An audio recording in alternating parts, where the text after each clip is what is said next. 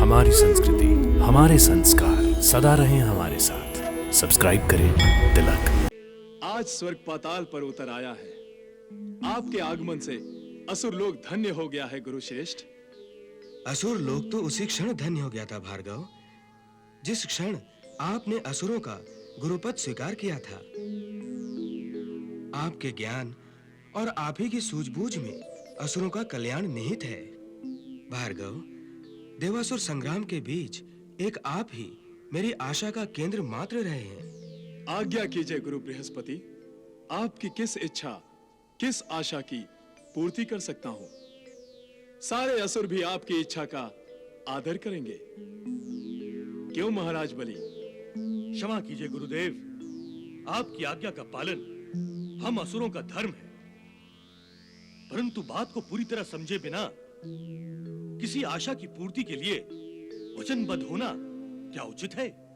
महाराज बलि, कुछ देर पहले तक मैं भी आप ही की भांति ऊंच नीच सोचा करता था।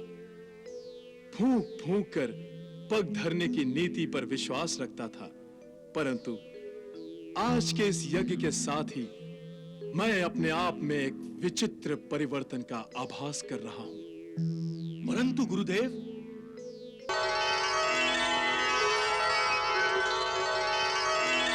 देवताओं और दानवों के मेल जोल को नए और शुभ पर्व का आरंभ होने से पहले ही अंत होने की संभावना दिखाई देने लगी थी।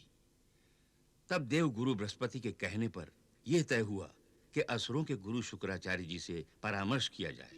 यह देखकर आदिशक्ति महालक्ष्मी ने देवी सरस्वती को आज्ञा दी। हे विद्या देवी सरस्वती, सृष्टि कल्याण के लिए देवासुर सहयोग परम आवश्यक है। इसलिए आप असुर गुरु शुक्राचार्य के हृदय में वास कीजिए, जिससे शुक्राचार्य असुरों को उनके हित और जगत कल्याण का मार्ग दिखाएं।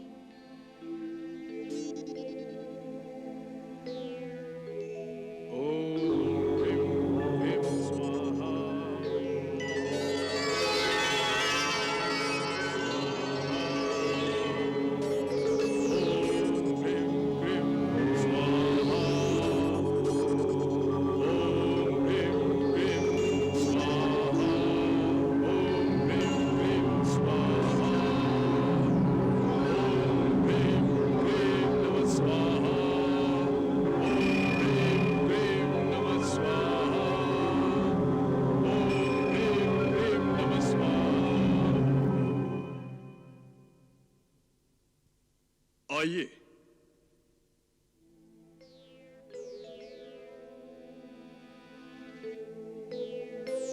आइए।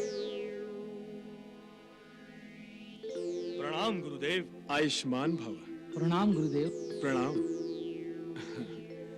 प्रणाम गुरु बृहस्पति। प्रणाम भार्गव। आइए विराजिए। आइए आइए विराजिए। ये आप क्या कर रहे हैं भार्गव? विराजिए। आपके प्रति मेरे मन में जो आदर है, बस वही व्यक्त कर रहा हूं। देवेंद्र, आप भी विराजिए। महाराज बलि, आप भी बैठ जाइए।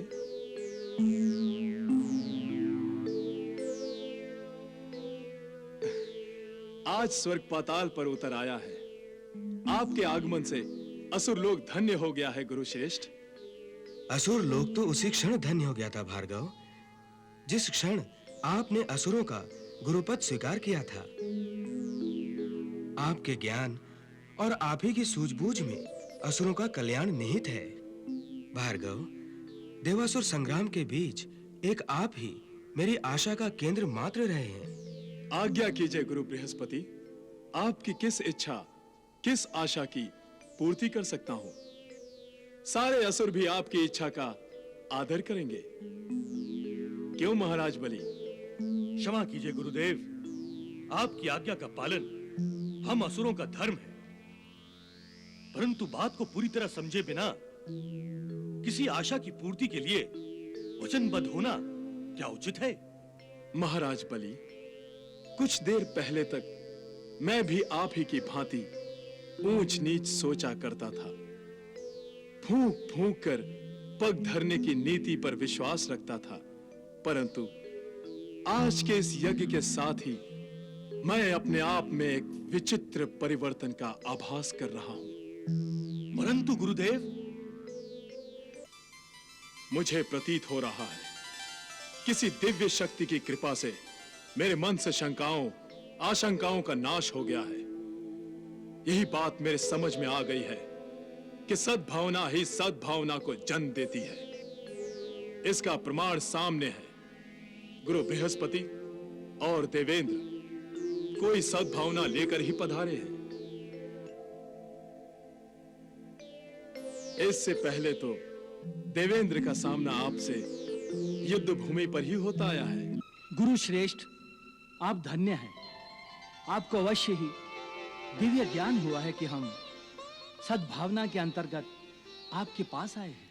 हाँ भार्गव, जगत कल्याण के लिए हम समुद्र मंथन करना चाहते हैं, जिसके लिए असुरों और देवताओं का सहयोग आवश्यक है। इसी कारणवश हम देवासुर संधि का संदेश लेकर आए हैं।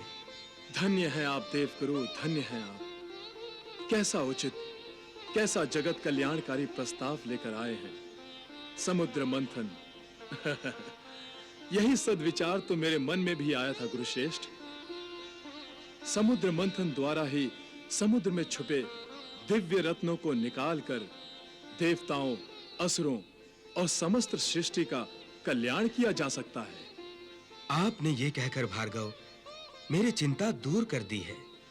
आज का ये दिन बड़ा ही शुभ दिन है, क्योंकि जगत कल्याण के लिए आज युगों युगों के बाद देवताओं और असुरों में मिलाप हो रहा है। जगत कल्याण के लिए हम कुछ भी कर सकते हैं। यदि महाराज बलि चाहें तो हमें इसी क्षण संधि करने में कोई आपत्ति नहीं है।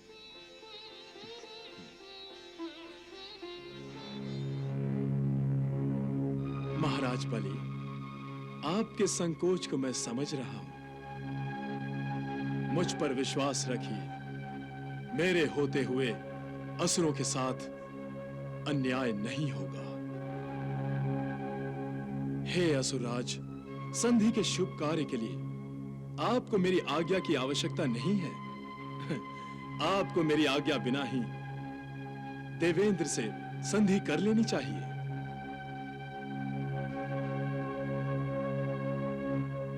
महाराज बलि,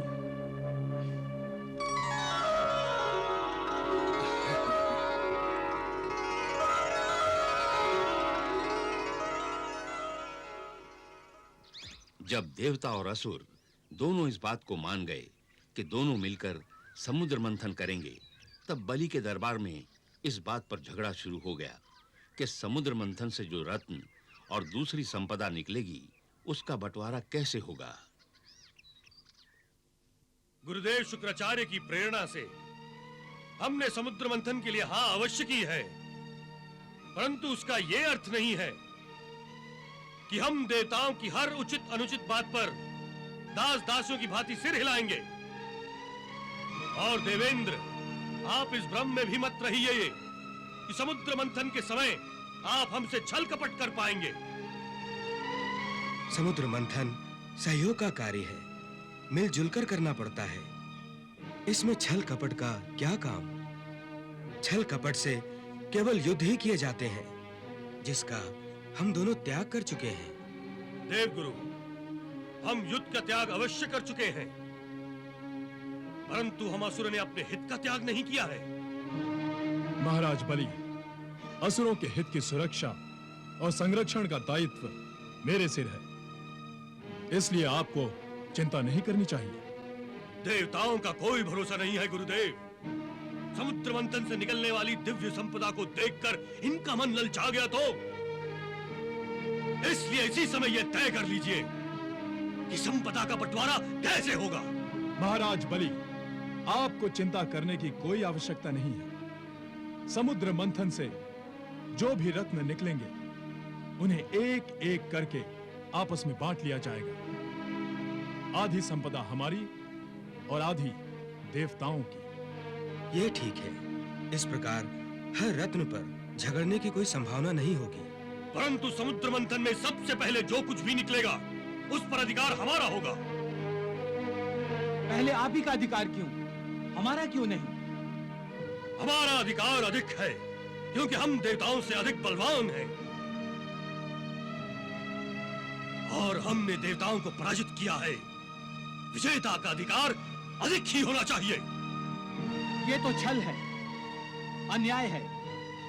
हे देवेंद्र, हम यहाँ सहयोग करने के लिए आए हैं, झगड़ने के लिए नहीं। फिर छोटी-छोटी बातों पर झगड़ा किस लिए? ये तो असुरों और देवताओं के भाग्य की बात है कि किसको क्या मिलेगा। समुद्र मंथन द्वारा जो कुछ भी पहले निकलेगा वो असुरों को ही दिया जाएगा। कदाचित पहला रत्न उन्हीं के भाग्य में हो।